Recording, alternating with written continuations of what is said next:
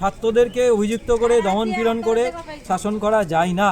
আমাদের প্রত্যেকের কাজ তাদের উত্তেজনা কমানো, তাদেরকে আলাপ আলোচনার টেবিলে আনা, তাদের মধ্যে একটা ডেমোক্রেটিক পরিবেশ তৈরি করা। এটা শুধু তাদেরকে ছোটদেরকে শুধু অভিযুক্ত করে চললে হবে না, একটা ছাত্রছাত্রীকে মিথ্যা অভিযোগ দিয়ে ফাঁসাতে হবে। এই জায়গাটা, এই ধরনের নিচুমানের পলিটিক্সটাকে আমি নিন্দা করছি। ফ্র্যাকচার আছেই, এটা নিয়ে এত রাজনীতি করবার কে আছে? যখন একটা গাড়িতে এরকম একটা ঘটনা ঘটেছে, আরও বড় দুর্ঘটনা ঘটেনি, আমরা এটা ভাবছি যে আরও বড় দুর্ঘটনা ঘটেনি। এইটা আমাদের বিরাট পাওনা। আর যারা বলছেন তারা কি চাইছেন যে গাড়ি চাপা পড়ে মারা গেলে পরে খুব ভালো হতো, তাদের এটা প্রমাণ করা যেত যে হ্যাঁ গাড়ি চাপা পড়ে মারা গেছে? এই ধরনের বিতর্কগুলো কেন করবেন? কেন এই ধরনের বিতর্কগুলো করা ঠিক নয়। এই বিষয়টাকে বিকৃত করাটাও ঠিক নয়। কোর্টে বিষয়গুলো উঠবে এবং এই যে এতগুলো মামলা দেওয়া হয়েছে, বলবেন এটাকে নিয়ে? এগুলো হচ্ছে গিয়ে তো সত্যি আপনি তো বুঝতে পারছেন যে এগুলো হচ্ছে গিয়ে ছাত্রদের দমন করার জায়গা।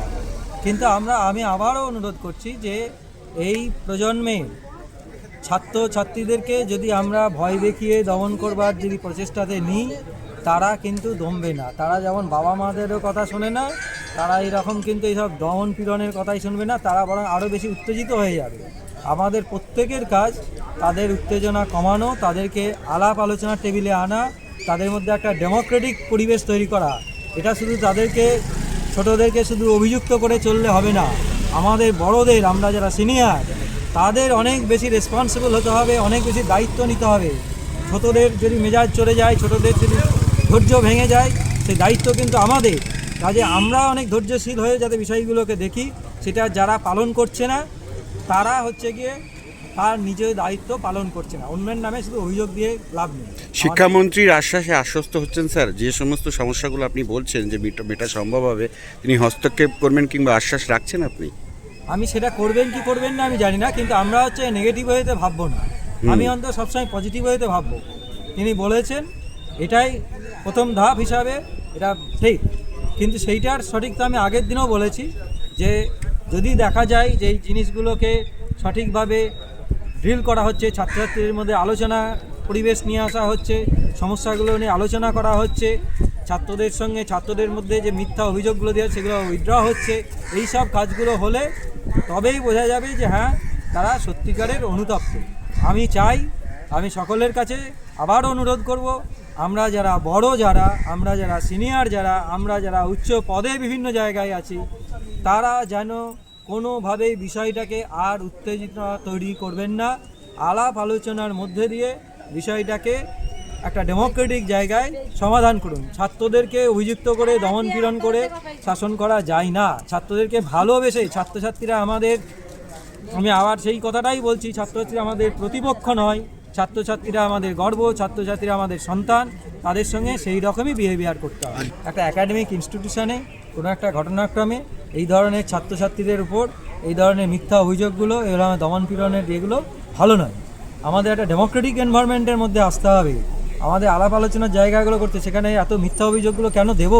একটা ছাত্রছাত্রীকে মিথ্যা অভিযোগ দিয়ে ফাঁসাতে হবে, এই জায়গাটা, এই ধরনের নিচুমানের পলিটিক্সটাকে আমি নিন্দা করছি। এই ধরনের নিচু স্তরের পলিটিক্স, এইটাকে আমরা শিক্ষাঙ্গনে আমরা এটাকে একদমই চাইছি। জিক্সের রিপোর্টটা সেটা যখন আপনি পেয়েছেন, ঠিক সেই সময়ে আবার তৃণমূলের তরফে একটা প্রেস কনফারেন্স করা হয়েছে, কারণ বারবার তাদের বক্তব্যে তারা অনড় আছেন যে ইন্দ্রানুজের যে আঘাতের কথা বলা হচ্ছে শিক্ষামন্ত্রীর গাড়ির তলায়, সেটা ঠিক নয়। এক্সের রিপোর্ট কি দেখলেন, কি আছে?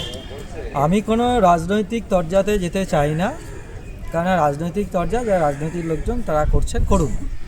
আমি যেটাকে সবচাইতে বেশি সম্মানীয় বলে মনে করি সেটা হচ্ছে আমাদের মাননীয় শিক্ষামন্ত্রী, তিনি যে অ্যাপ্রোচটা দেখিয়েছেন, সেই অ্যাপ্রোচটা হচ্ছে গিয়ে সঠিক। উনি অনুতপ্ত বিষয়টা নিয়ে দুঃখিত, সেটা হচ্ছে গিয়ে মেন। এবং তার যে আমরা যেটা বলেছি যে কোথাও কিন্তু এগুলো বিকৃতও করা হচ্ছে, যেটা বলেছি যে আমরা বুঝতে পারবো তার হচ্ছে গিয়ে কাজের ধারার মধ্যে দিয়ে তিনি সত্যি অনুতপ্ত কিনা সেটা বুঝতে পারবো। তার সঙ্গে তার অঙ্গ এই ধরনের যে মিথ্যা কেসগুলো আছে সেটা আমরা বলেছি, উনি বলেছেন এগুলো ভাববেন। কাজেই এই জায়গাটাকে রাজনীতির ওই জায়গায় আমরা যাব না, ওটা আমাদের কাজ না, সেটা রাজনীতিবিদরা, আমরা সেগুলোকে উপেক্ষাই করছি। কারণটা হচ্ছে গিয়ে ঘটনাগুলো যেভাবে ঘটেছে, যা ঘটনা সেটা দেখতেই পাচ্ছেন আপনারা। ছাত্রছাত্রীরা এইরকম একটা ঘটনায় আমি একটু ইমোশনাল হয়ে যাচ্ছি। তারা হচ্ছে গিয়ে না খেয়ে বসে আছে, আর আমরা হচ্ছে গিয়ে চুপচাপ যে যার মতো থাকবো, এটা তো হয় না, এটা কোনো সুস্থ সমাজের লক্ষণ নয়। আমার নৈতিক জায়গাতে আমার মনে হয়েছে আপনারা এই খবরটা দিলেন, আমিও খবর নিচ্ছি, আমিও যাব। আপনি ছাত্রছাত্রীদেরকে অনুরোধ করবেন যাতে তারা অনশন তুলে নেন? অবশ্যই কি অবশ্যই বোঝাবেন তাদেরকে তাদের কি বোঝাবেন? যাই, তাদের সঙ্গে শুনবো, তাদের সঙ্গে বলবো।